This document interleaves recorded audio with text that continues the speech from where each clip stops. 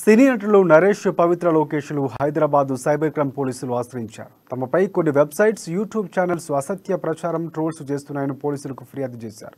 కొన్ని వెబ్సైట్స్ తమ ఫోటోలు మార్ఫింగ్ చేసి వైరల్ చేస్తున్నాయని ఆమె ఆరోపించారు. ఈ పోస్టులన్నీ తమ ప్రైవసీకి భంగం వాటిల్లో ఉన్నాయంటూ పోలీసులకు పవిత్ర లోకేష్ చేసిన ఫిర్యాదులో పేర్కొన్నారు. వెంటనే అలాంటి వేదికలకు అడ్డుకట్ట వేయాలని పోలీసులను ఆమె కోరారు.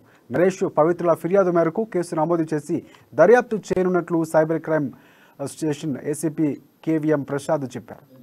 లోకేష్ గారు వచ్చి అంటే ఇప్పుడు వాళ్ళ మీద ట్రోల్స్ చేస్తున్న ఛానల్స్ గురించి ఒక కంప్లైంట్ ఇవ్వడం జరిగింది. ఆ కంప్లైంట్లో ఏంటంటే ఇమండి టాక్స్ అని చెప్పేసి ఇమండి యూట్యూబ్ ఛానల్ మీద ఇచ్చారు.